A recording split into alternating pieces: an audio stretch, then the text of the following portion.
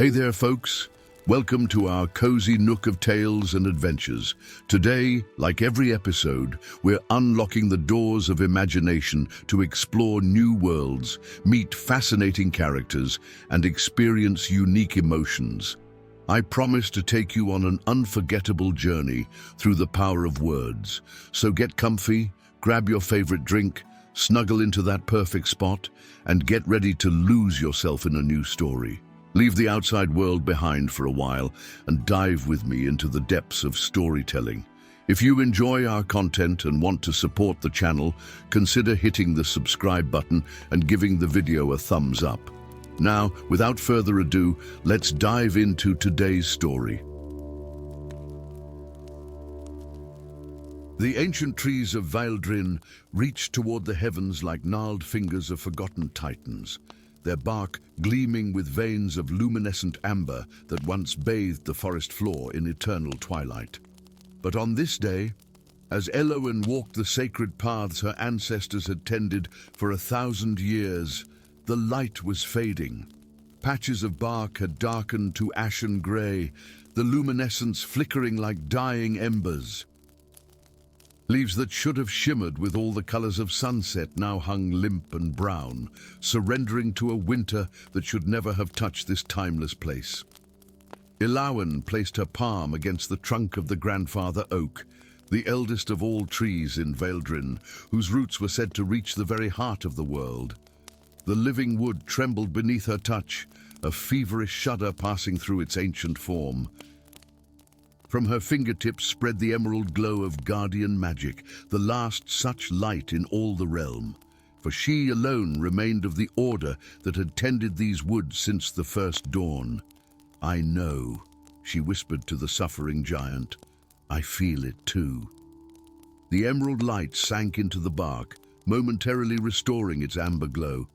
But the effect spread only a few feet before fading, like water poured onto parched earth, too little against a thirst too great. Elowen withdrew her hand, studying the intricate spiral patterns tattooed across her palm and up her forearm, the mark of the guardians, containing the ancient syllables of power that allowed communion with the forest. With each passing season, as the forest sickened, the marks had grown fainter, as if the magic itself were bleeding away. A rustling in the undergrowth broke her communion. Her fingers closed around the handle of the crystal dagger at her belt, a ceremonial weapon, yet deadly nonetheless. Few ventured into Vaildrin uninvited. Fewer still returned if their intentions were impure. "Show yourself," she commanded, her voice carrying the subtle harmonics of guardian speech. From behind a curtain of hanging moss emerged a figure clad in the faded finery of Moria's nobility. His cloak, once richly embroidered with the crest of a high house, was travel-worn and patched. Yet despite his ragged appearance, he carried himself with the unmistakable posture of aristocracy. His features were handsome in a sharp, haunted way, cheekbones too prominent, eyes too knowing for one who appeared barely older than her 25 winters. "Lady Guardian," he bowed with impeccable court formality, "Lord Darian Ravencrest, at your service." Or what remains of Lord Ravencrest, at any rate. The name stirred distant memories of court gossip that occasionally reached even the isolated guardians. House Ravencrest, once advisors to the throne, fallen into disgrace after accusations of necromancy. The young lord had been exiled, his family estates forfeit to the crown. "You trespass in sacred ground," Elowen stated, though she lowered her dagger. There was no malice in him that she could sense, only a profound sorrow that seemed to mirror the forest's own decline. "I come by invitation," he replied, reaching into his cloak to produce a small object that caught the dying light, a seed the size of a child's fist, encased in crystal that swirled with mist. Though not from any living sentinel, Elowen's breath caught. An ember seed, one of the sacred relics entrusted to the first guardians by the ancients themselves. Most had been lost in the sundering wars, The few that remained were kept under constant watch in the heart sanctum. "Where did you get this?" she demanded, the emerald light flaring involuntarily around her fingertips. Darian's smile was gentle, tinged with an otherworldly knowing. "Your former arch-guardian Thorn entrusted it to me." At her look of disbelief, he added softly, "Death has not silenced him, Lady Guardian, nor has it diminished his concern for Vildrin." The blighted lands stretched before them like an open wound upon the world, a desolation of cracked earth and twisted metal where nothing grew and the sky hung permanently grey with acrid smoke. Once these territories had been the verdant outer reaches of Vildrin, until Duke Malthus began his great works a decade ago. Illawen pulled her cloak tighter, the hood shadowing her face from any watching eyes. 3 days had passed since the exile lord had appeared with his impossible artifact and even more impossible tale. 3 days of debate within her own mind, of consulting the oldest texts in the Guardian archives, of reaching the inescapable conclusion that the forest was dying faster than her power alone could counteract. There, Darian pointed toward the horizon, where metal spires rose like skeletal fingers clawing at the sky, Malthus's grand manufactory. "That's where the essence goes." Between the spires pulsed filaments of amber light, the same light that once suffused the trees of Vildrin, now harvested and channeled through vast mechanical conduits. How can he draw the forest's essence across such distance? Illawen wondered aloud. The essence flows through the ley lines that connect all living things, Darian explained, the cadence of his voice shifting subtly, as if reciting words spoken by another. Malthus discovered how to tap these lines using relics from the Age of Ancients, artifacts that should have remained buried. The way he spoke of matters known only to the highest echelons of the Guardian Order confirmed Illawen's growing suspicion. "And you truly do speak with Arch-Guardian Thorn." Darian's eyes, grey as the surrounding wastes, met hers with unexpected vulnerability. "I speak with many of the departed. It is both gift and curse, the reason for my family's fall from grace." His gaze turned distant. "The dead have much to say, if one can bear to listen." Night fell over their small camp at the edge of a dried riverbed that once carried Vildrin's waters to the eastern plains. Illawen sat before a small fire of twisted brambles, the only fuel this barren land provided, and studied the ember seed in her palm. Within its crystalline shell, mist swirled in patterns that seemed almost deliberate, forming and dissolving like half-remembered dreams. Across the fire, Darian sat unnaturally still, his eyes reflecting the flames but focused on something or someone, visible only to him. "He says the pact was broken long before Malthus began his harvesting," Darian finally spoke, his voice hollow with the echo of another's words. "The Guardians themselves broke faith with the Ancients." Illawen's hand tightened around the seed. "How?" "The Order has kept the sacred charge since the first dawn. They kept the rituals, but forgot their purpose." Darian's gaze remained fixed on the empty air beside him. The Guardians were not merely caretakers, but conduits, living bridges between the elemental power of the Ancients and the mortal realm. As if responding to his words, the mist within the ember seed began to glow, illuminating the spiral patterns on Illawen's skin. For a moment, those patterns seemed to shift, revealing symbols she had never noticed beneath the familiar curves, older markings, more primal. "The blood ritual," she whispered, ancient knowledge surfacing from depths she hadn't known existed within her. "The first Guardians bound themselves to the Ancients through blood." Darian nodded solemnly. "A willing sacrifice to maintain the balance between worlds. But over generations, the Guardians grew fearful of the power such communion required. They began to perform the rituals with less and less of themselves offered until the communion was symbolic only. His expression darkened. The ancients slumbered deeper with each passing century, and the forest began its slow decline. And now Malthus exploits that weakness, Elowen concluded, draining what little essence remains to power his machines. His constructs, Darian corrected grimly. Does an army of metal and stolen life, awaiting his command to march upon the kingdoms of men. The heart of Malthus's grand manufactory pulsed with stolen life. Great chambers of glass and steel housed row upon row of mechanical soldiers, constructs of articulated metal with cores that glowed with the amber light of Vaeldrin's essence. Valves and pistons pumped the harvested power through a network of tubes that fed the dormant army, each construct standing perfectly still, awaiting the command to awaken. Elowen and Darian crouched behind a massive cogwheel, having infiltrated the facility through maintenance tunnels that ran beneath the blighted lands.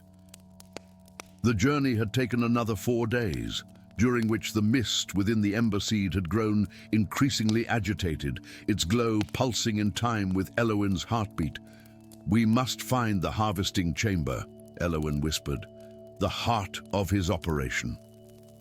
A rhythmic clanging echoed through the vast underground complex, the sound of Malthus's human workers, laboring in shifts to maintain the machinery that slowly drained life from the ancient forest. Most were unaware of what they truly served, recruited from distant provinces with promises of good wages and secure futures. "This way," Darian said, his expression distant as he listened to guidance from unseen companions. "The dead who perished building this place know its secrets. They move through shadows cast by enormous engines, avoiding the watchful eyes of overseers and the occasional patrol of activated constructs, early models that moved with jerky precision, their metal feet clanking against the stone floors. At last they reached a sealed door of black iron, inscribed with runes that made Elowen's eyes water when she tried to focus on them. An ancient script, she breathed, forbidden knowledge from before the sundering. Darian placed his hand upon the door, closing his eyes as whispers only he could hear guided his fingers to trace specific patterns among the runes. With a sound like a distant sigh, the massive door swung inward. Beyond lay a chamber vast as a cathedral, its ceiling lost in darkness high above. At its center stood a crystalline structure that mirrored the form of the grandfather oak, but where the true tree nurtured life, this abomination drained it. Countless tubes and conduits extended from its translucent trunk, carrying amber essence to feed Malthus's war machines. And before it, directing the work of black-robed acolytes, stood Duke Malthus himself, a tall figure whose once human form had been augmented with mechanical components. His right arm was entirely mechanical, ending in articulated fingers that manipulated controls on a central panel. Where his heart should have been glowed a chamber of crystal, pulsing with concentrated forest essence. "The final extraction begins tonight," his voice rang out, metallic and cold. "By dawn, the last of Vaeldrin's power will be mine, and my army shall rise." Elowen felt the forest's pain as if it were her own, a continuous scream that had become so familiar she had almost ceased to notice it. But here, faced with the source of that torment, the agony became unbearable. The markings on her skin flared with emerald fire, no longer possible to conceal. Malthus's augmented eyes turned toward their hiding place, mechanical irises contracting. "Intruders," he announced calmly. "How fortuitous. The last guardian comes to witness the death of her charge." Blood dripped from Elowen's palm onto the crystal floor of the harvesting chamber.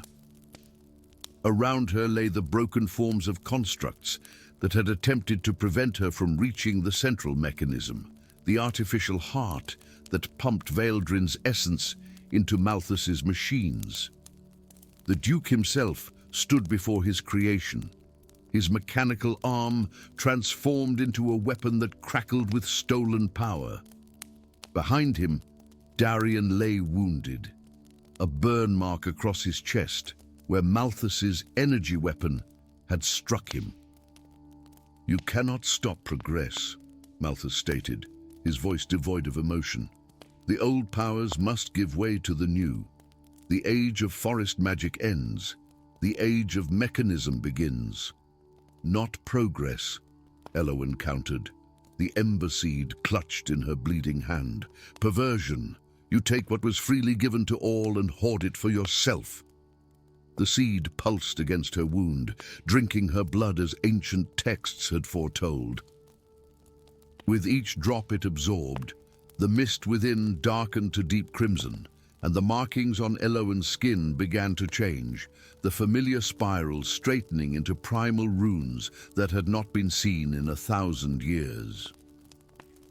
The true ritual, Malthus recognized, a flicker of uncertainty crossing his partially mechanical face. "You would sacrifice yourself to wake them, foolish girl."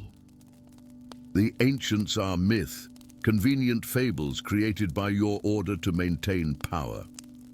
But Elowen felt them stirring now, vast consciousnesses reaching toward her through the blood connection established by the ember seed, earth, air, fire, and water, the elemental forces that had shaped the world before humans walked its surface. They had never truly left, they had merely slumbered, waiting for a guardian to fulfill the original pact. The choice crystallized before her. Complete the ritual as the first guardians had intended, surrendering her individual existence to become a conduit for powers beyond mortal comprehension, or fail, and watch as the last of Vildrin's essence fed an army that would bring destruction to the kingdoms of Moria. Her eyes found Darian's across the chamber. In his gaze, she saw understanding, and something more. A connection that had grown between them through shared purpose and danger. If she completed the ritual, that tender beginning would end before it had truly flourished. "There is another way," Darian called to her, his voice strained with pain as he struggled to stand.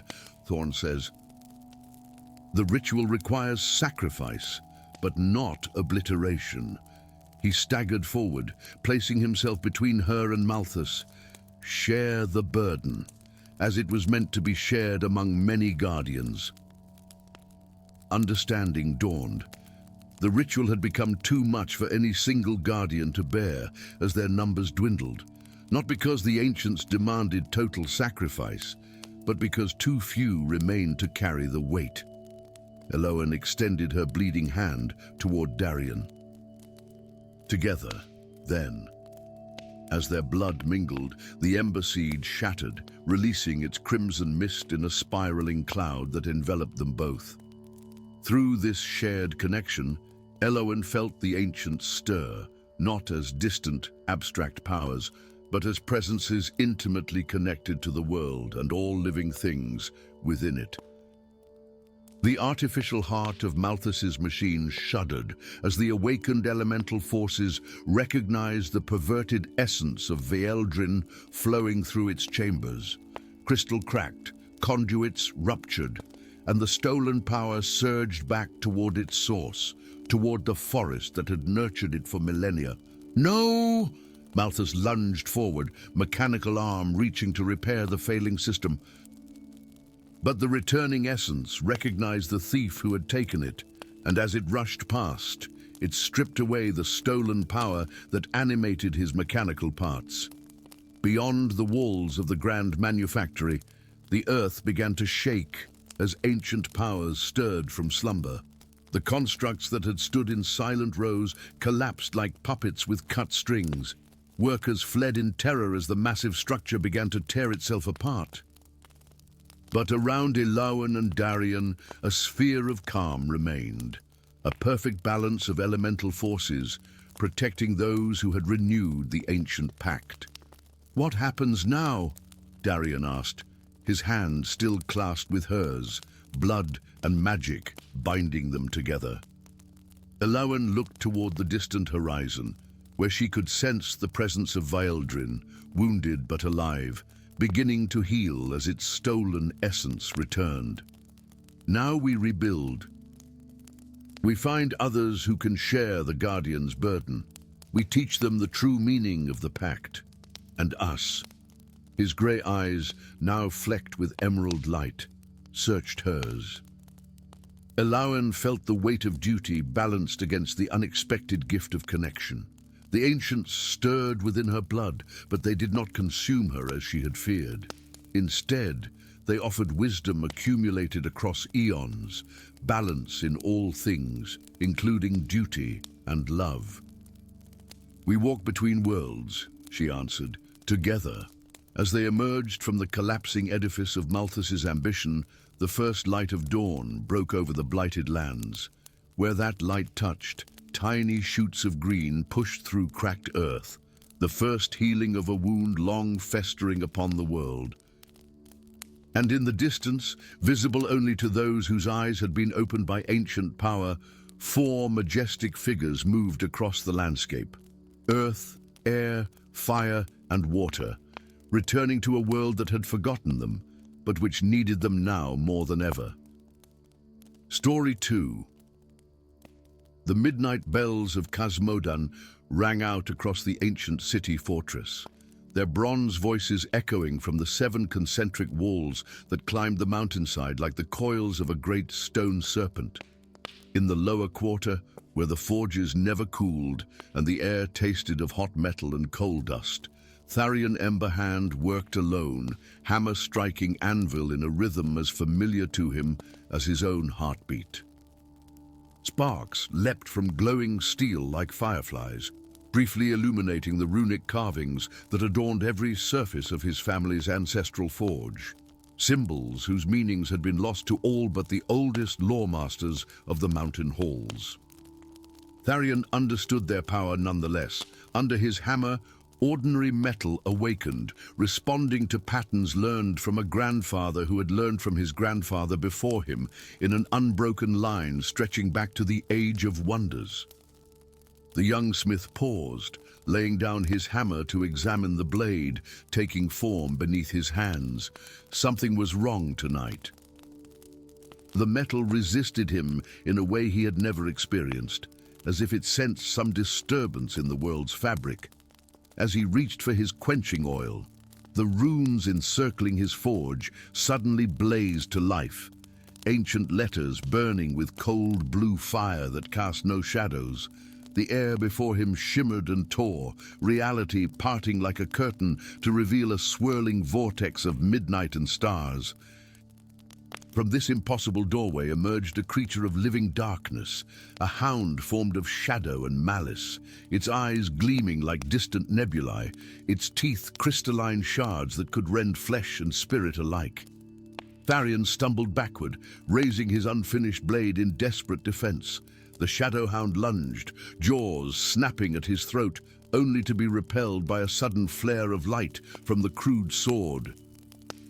The beast howled in pain, a sound like the grinding of worlds against one another, before retreating into the vortex which sealed itself with a thunderclap that shook dust from the ancient beams overhead. Trembling, Tharion examined the blade in his hands. The metal glowed with an inner light that pulsed like a heartbeat, responding to some essence within his own blood. The partial blade had transformed, ancient patterns emerging from within the steel itself, patterns that matched the half-forgotten runes adorning his forge. "It has awakened at last," came a voice from the shadows, "after 7 generations of waiting."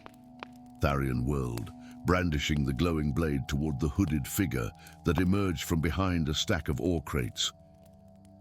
The stranger raised gnarled hands in a gesture of peace, pushing back his hood to reveal the weathered features of Magister Aldrin, keeper of the mountain archives and the oldest lawmaster in Casmodan.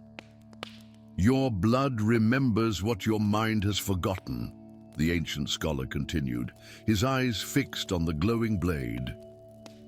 "You are the heir of Azurath, and the veil between worlds grows thin.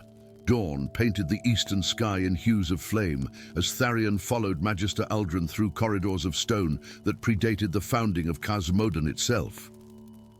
They descended deep beneath the mountain fortress, past levels where even the most privileged citizens were forbidden to tread, until they reached a circular chamber whose walls were covered with murals depicting a great battle beneath a sky torn by rifts of swirling chaos. At the chamber's center stood a pedestal of obsidian, upon which rested a shattered hilt, a thing of intricate metalwork that seemed to absorb light rather than reflect it. 5 notches lined its broken edge, shaped to receive fragments of the blade that had once extended from it. "The blade of Azurath," Aldrin intoned, his voice reverential. "Forged by your ancestor during the first incursion, when the Lord of Shadows sought to merge our world with his realm of eternal darkness." Tharion approached the pedestal slowly, the glowing fragment in his hand pulling toward the ancient hilt like lodestone to iron. This is a part of it. The first fragment, awakened by your blood and the proximity of a shadow gate." The old lawmaster traced weathered fingers over the mural. The sword was shattered in the final battle, when Azurath sacrificed himself to close the great portal. His 5 most trusted companions scattered the fragments across the 5 kingdoms, lest the Shadow Lord's servants find the blade and use its power to reopen the way between worlds.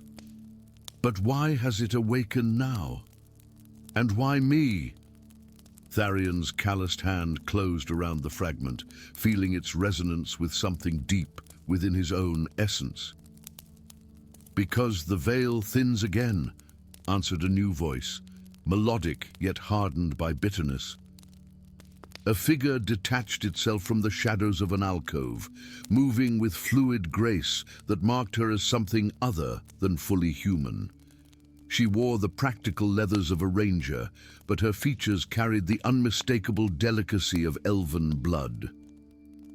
Krovax marshals his forces beyond the veil, seeking what his master failed to obtain 1,000 years ago. "This is Lyra," Aldrin explained, "scout of the Silverleaf Sentinels and our contact from the borderlands where the first rifts have appeared." Tharion studied the half-elven woman with undisguised suspicion.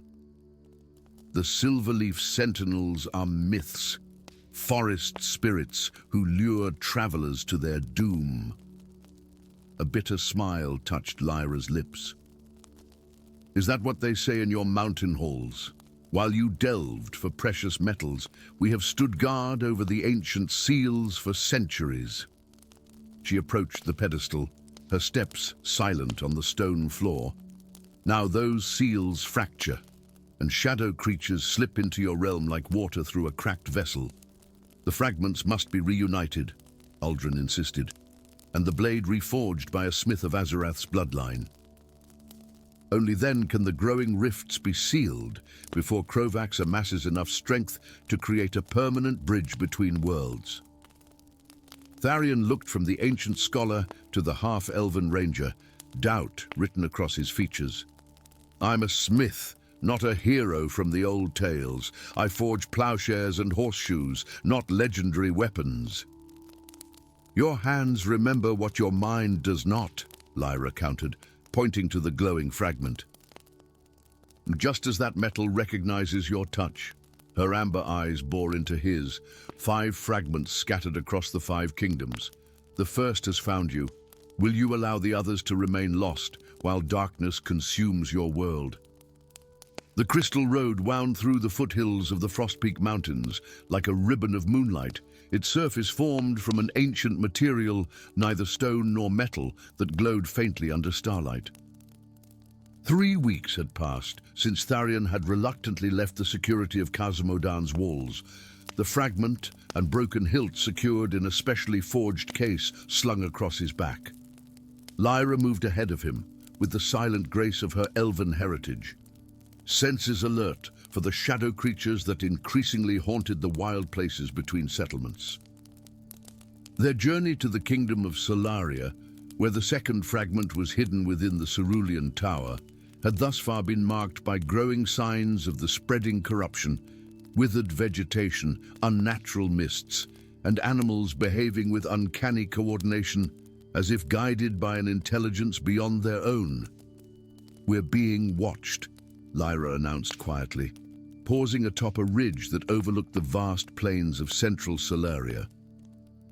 In the far distance, the spires of the kingdom's capital shimmered like mirages in the afternoon heat. Tharion joined her, his mountain-bred physique ill-suited to the humid lowlands. More shadowhounds. "No!"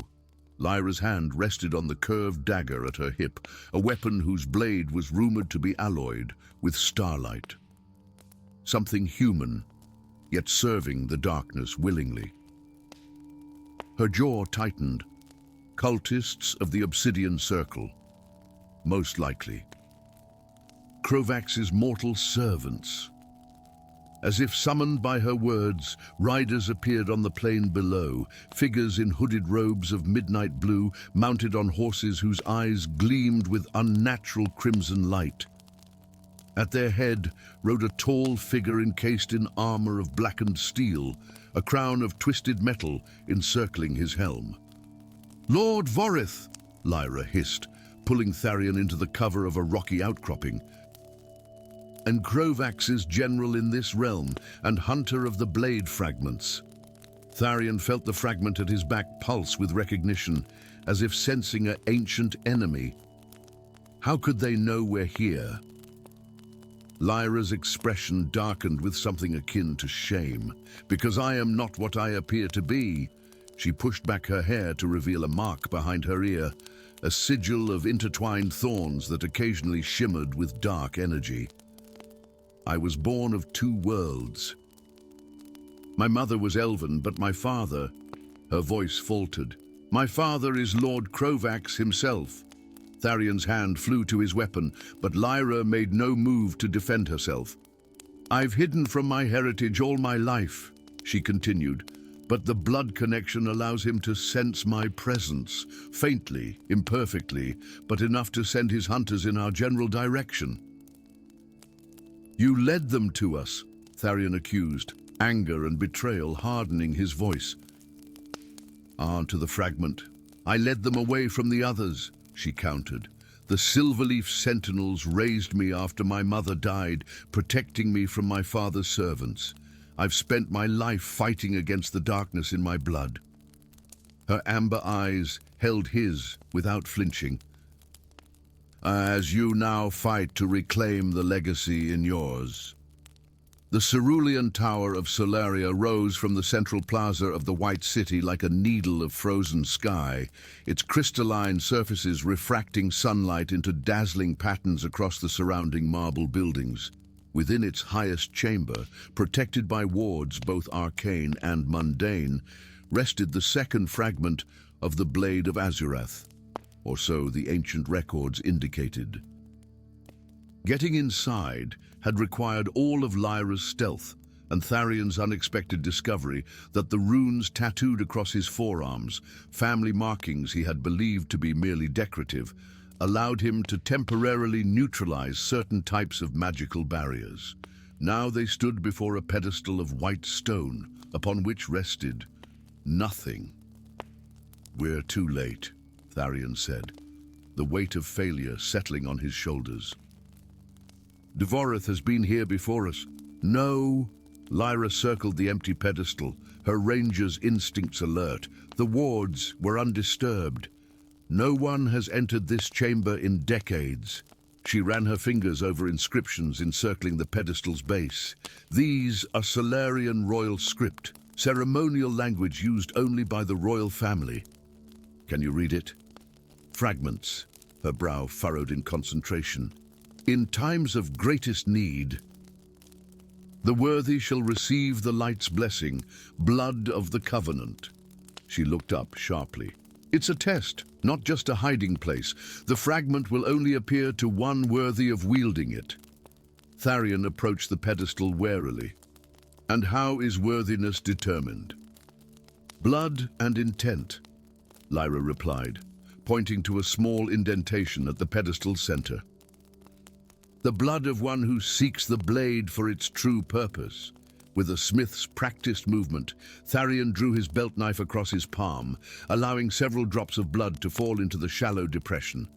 For a heartbeat, nothing happened. Then light erupted from the pedestal, coalescing into the unmistakable shape of a sword fragment that gleamed with inner radiance. As his hand closed around it, the fragment resonated with the piece he already carried, their lights pulsing in matched rhythm. Knowledge flowed into him. Impressions of battles fought a millennium ago, the technique for forging metal that could sever the connections between worlds, and most disturbingly, the price such magic demanded. "The blade requires sacrifice," he whispered, the knowledge burning like ice in his veins. "Your blood freely given from the smith who forges it. All great magics require sacrifice," Lyra responded, her expression somber. "Did you think sealing rifts between worlds would come without cost?" Before Tharion could answer, the tower trembled beneath their feet. From beyond the chamber's ornate doors came sounds of combat, the clash of steel against steel, cries of alarm from the tower's guardians, and beneath it all, an otherworldly howling that raised the hairs on Tharion's neck. "Vorith," Lyra confirmed, drawing her star metal dagger. "My father must have sensed the fragment's awakening." Tharion secured the second fragment alongside the first, feeling their combined power hum through his awareness. "Is there another way out?" Lyra pointed to a narrow window overlooking the city far below.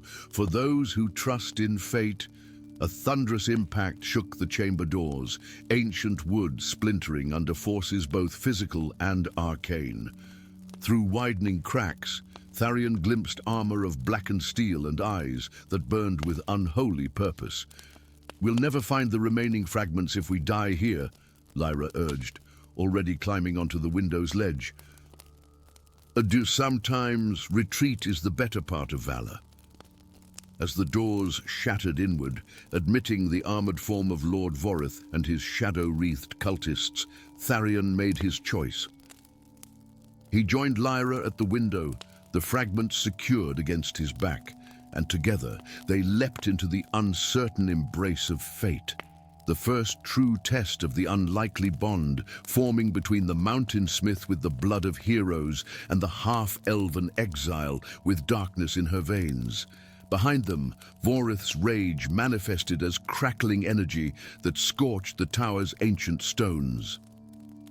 "Find them," he commanded his followers, voice distorted by the otherworldly helmet that concealed his features. "The fragments must be secured before the imprisonment ends." But his words were lost to the wind as Tharion and Lyra plummeted toward the canals below, unaware that the true architect of their trials watched from a prison of crystal deep beneath the Frostpeak Mountains, the ancient Mage King, whose machinations had begun long before the birth of either companion, and whose freedom would come at a price higher than either might be willing to pay. Story 3. The cliffs of Azure Haven reach toward the heavens like ancient fingers of stone, their faces worn smooth by millennia of relentless tides. Atop these natural ramparts stood the city itself, a marvel of blue-white stone and pearl-inlaid towers that caught the light of both sun and moons, casting prismatic reflections upon the waters of the infinite sea below. 7 great harbors curved like crescent moons into the cliffside, each descending through tiers of intricately carved docks where ships from every corner of Moria and beyond came to trade their wares.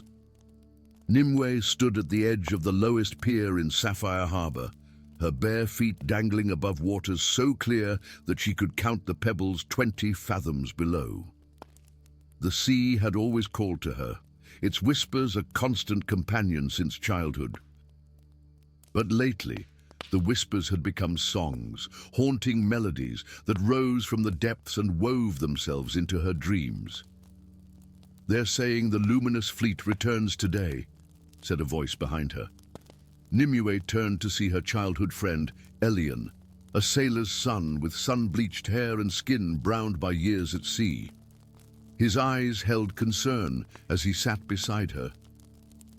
"Your brother would not be pleased to find you at the docks alone. Admiral Crestfall," Nimue corrected with a wry smile, "is too occupied with naval strategy to notice his sister's whereabouts." She gazed across the harbor, where gleaming ships of the Imperial Armada lined the military docks. "The sea doesn't care about his rank, nor mine." As if in response to her words, a swell rose beneath the pier, far too large for the calm day. Water surged upward, stopping just short of their feet before receding with unnatural speed.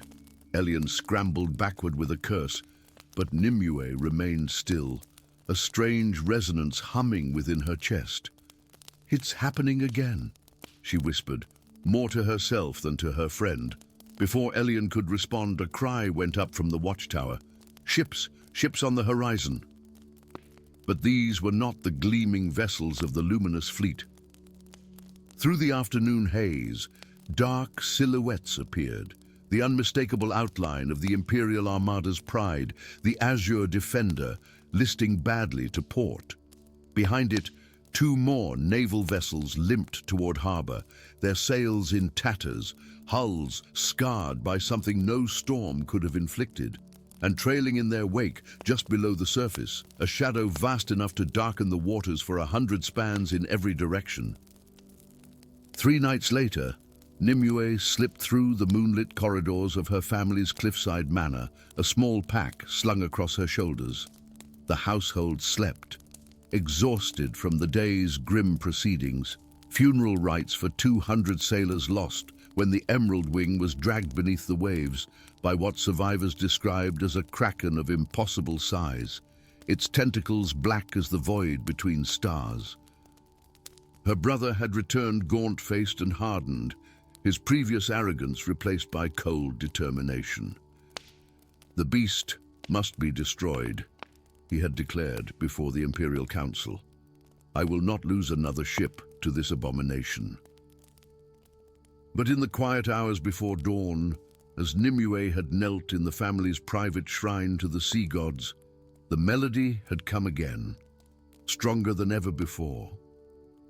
Notes that no human voice could produce resonated within her, and with them came understanding. The black kraken was not to be destroyed, but calmed. It had awakened from millennial slumber, enraged by some disturbance in the deep magic that bound it. The sound of boots on stone halted her progress through the garden. Nimue pressed herself against a pillar as the manor guards passed, speaking in hushed tones. "They say the pirate captain is to be executed at dawn," one whispered. "Captain Thorn, the one they captured near the abyssal ridge." "The very same, accused of summoning the kraken with forbidden magic." "Superstitious nonsense. I saw him in the holding cells. Half his arm is covered in scales. No sorcery about it, just a man cursed by something from the deep." Nimue's heart quickened. The melody within her surged at the mention of the curse, as if recognizing something kindred. The imperial dungeon carved into the cliffside beneath Azure Haven was a labyrinth of salt-crusted stone and iron. Nimue had never ventured into its depths before, but the small silver key she'd purloined from her brother's study, along with her family name, granted her passage past drowsy guards. Captain Thorne's cell stood apart from the others, reinforced with runes of binding etched into every surface. The man himself sat motionless on a stone bench, his features lost in shadow. Only as Nimue approached did moonlight from the tiny window illuminate his face, strong-jawed and weathered by years at sea, with eyes the deep green of ocean depths. His right arm, just as the guard had described, was partially covered in iridescent scales that shimmered with an inner light. "Come to gawk at the monster before they string him up." His voice was rough as wave-worn stone. "I've come because of the song," Nimue replied, watching recognition flicker across his face. The melody from the deep. Thorn stood slowly, approaching the bars with newfound intensity. "You hear it too?" For the first time, she noted a silver pendant at his throat, a spiraling shell shape that matched the birthmark hidden beneath her own collar. "The song of eternal tides," he murmured. "They say it was the first music in creation, when the sea gods taught the waters to dance." His scaled hand gripped the iron bar, knuckles whitening. "I've spent 10 years searching for someone who could interpret its patterns." "What happened to you?" Nimue asked, gesturing to his arm. "I ventured too close to the Sirens' Reef during the blood moon tide." A bitter smile crossed his face. "The Queen of Sirens does not appreciate trespassers in her domain. This," he raised his scaled arm, "is her parting gift. It spreads with each passing moon." Nimue unlocked the cell door with trembling hands. "The Kraken awakens, called by the same power that curses you, but I know what must be done."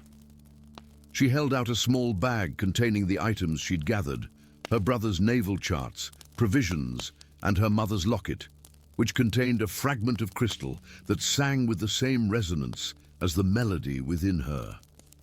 "The crystals of Poseidus," she explained. "Ancient relics said to have been scattered across the infinite sea when the first kingdom fell. With them, the song can be properly channeled." Thorn studied her with new respect. "And what would a nobleman's daughter know of such things?" "The sea speaks to me," Nimue answered simply, "and I have learned to listen." The tempest shadow rode low in the water, its black sails cutting through mist, thick as dreams. For a vessel with such a fearsome reputation, flagship of the most notorious pirate fleet in the infinite sea, its crew maintained a discipline that would impress even the Imperial Armada. Captain Thorn stood at the helm, his coat collar turned up against the pre-dawn chill, his scaled arm now encased in a leather bracer. Nimue stood at the ship's bow, watching phosphorescent creatures dance in their wake. 3 weeks had passed since their escape from Azure Haven, 3 weeks of outrunning Imperial warships commanded by her brother, who now hunted them as traitors. 3 weeks of following the song that grew stronger with each league. They traveled toward the Abyssal Ridge, a vast underwater cliff that plunged from sunlit shallows to lightless depths where ancient things dwelled. They had recovered one crystal already, a fist-sized shard of blue-white stone that pulsed in time with Nimue's heartbeat. It lay now in a special chamber below decks, suspended in seawater blessed by the ship's navigator, an ancient man who claimed descent from the sea folk of legend.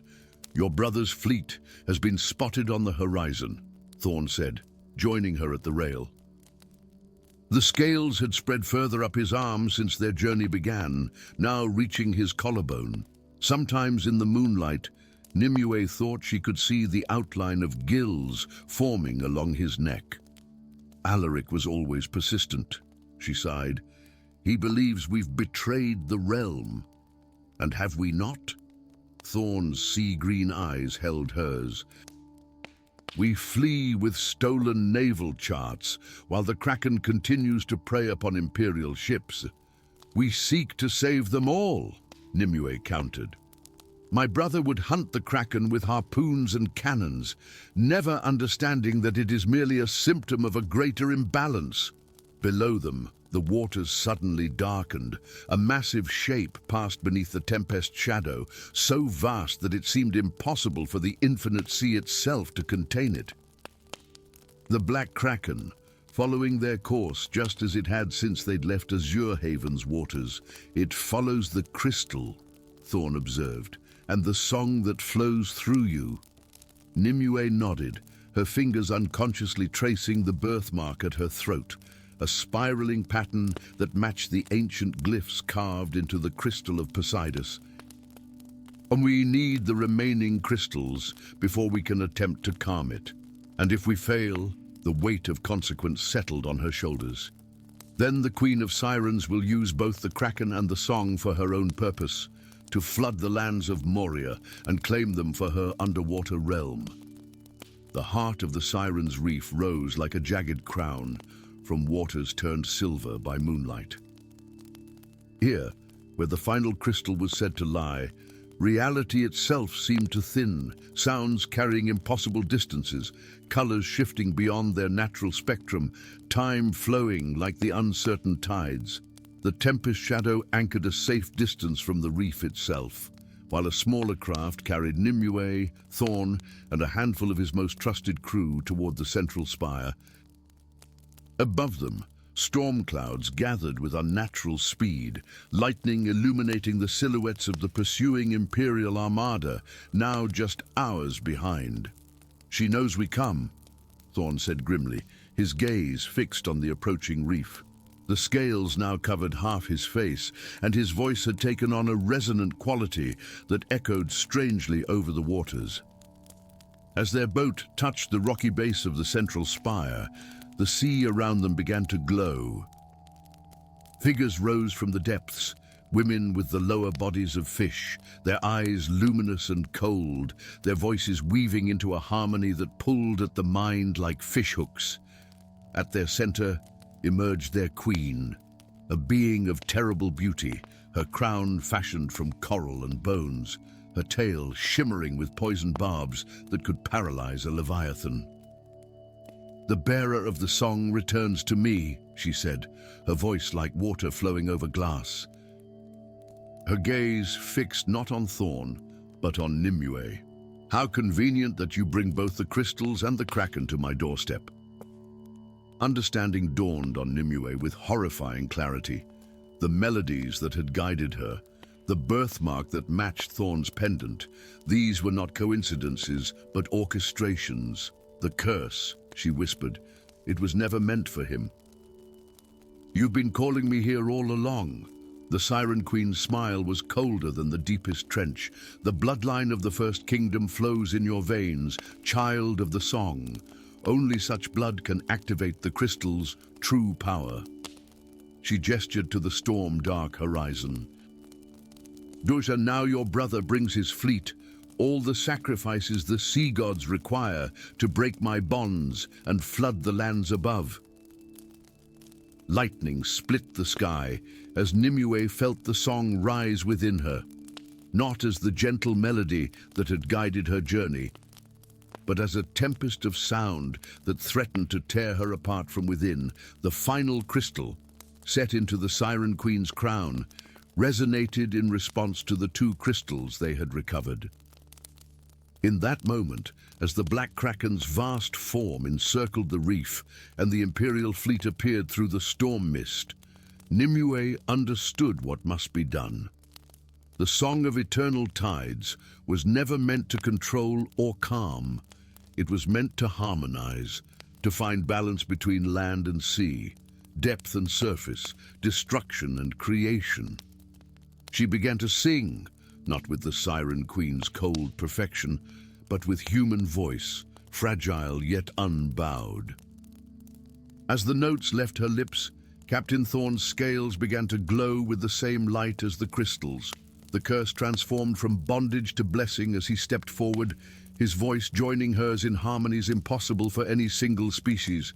Together, they rewove the ancient song, binding the Kraken not to destruction but to protection, claiming the crystals not for dominion, but for balance. As the final note echoed across the suddenly calming waters, the Siren Queen's crown shattered, the third crystal floating free into Nimue's waiting hands. "What have you done?" the Queen shrieked, her beautiful face contorting with rage. "Restored the harmony," Nimue answered, as the waters around the reef began to swirl, not in destruction, but in a dance as old as the world itself. The song was never yours to command, just as the seas are not ours to conquer. As dawn broke over the infinite sea, the Imperial Armada found not enemies to arrest, but saviors who had prevented calamity. The Black Kraken, now bound by a song of protection rather than destruction, became guardian of the waters between realms. And in the centuries that followed, tales would be told of the Songkeeper and the Scale Lord who walked the boundary between land and sea, ensuring that the ancient harmony of the eternal tides would never again fall silent. Story 4.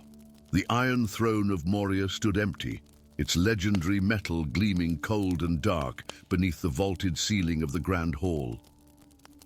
Where once sat King Aldrich the Wise, whose rule had brought prosperity to the 7 provinces for 3 decades, now lay only his crown, a twisted circlet of ancient metal said to have been forged from the tears of the mountain gods themselves. Beneath it, a small pool of blood had dried to rust brown, indistinguishable from the throne's own weathered surface. The king was dead, not from age or illness, but from treachery. A blade between the ribs as he slept, with no witnesses save the moon that had shone through his chamber window. The royal guard found him at dawn, still warm, the ornate dagger embedded to its jeweled hilt in his heart. Beyond the castle walls, the city of Ironkeep sprawled like a sleeping beast across 7 hills, its stone buildings climbing upward in concentric circles to meet the towering fortress at its crown. Banners of midnight blue, bearing the silver stag of Moria, hung limply in the windless air, as if the realm itself mourned its fallen king. Chancellor Vortigern stood at the base of the throne's dais, his crimson robes marking him as a member of the Order of Red Mages, who had advised Morian kings for generations. His face, lined with 60 winters, betrayed nothing as he addressed the assembled nobles. And the king's sons are dead, as you know. Prince Darian fallen in the northern campaign, Prince Elric taken by the wasting fever last autumn. His voice echoed in the cavernous hall. The royal line appears extinguished. Murmurs rippled through the gathered aristocracy. Without an heir, Moria would descend into civil war, its provinces fracturing into separate kingdoms as they had been in the time of discord a millennium ago. However, Vortigern continued, raising a hand for silence, our agents have located one last scion of Aldrich's blood, a son born of a winter tryst with a woman of the borderlands 25 years ago. His thin lips curled slightly. And a bastard, but Aldrich's blood nonetheless. In the wild borderlands where Moria met the primeval forest of whispers, Rowan knelt beside a fresh deer track, his calloused fingers tracing the indentation in the soft earth. The forest around him hummed with ancient energy, trees that remembered the time before men, streams that sang songs of forgotten magic. Here, where few dared venture, he had made his home for a decade. He had learned to listen to the forest's secrets, to move as silently as moonlight between trees, to speak the harsh language of the marsh wraiths who dwelled in the mist-cloaked valleys. The wildlands had been both mother and teacher to him after the woman who bore him passed into the veil. The snap of a twig brought him instantly alert, knife drawn from his belt before he'd fully risen. 3 riders emerged from the trees, soldiers in the midnight blue of Moria, their silver breastplates catching dappled sunlight that filtered through the canopy. "Rowan of the Borderlands," the leader called, his accent marking him as high-born. "Who asks?" Rowan's voice was rough from disuse, his hand steady on his blade.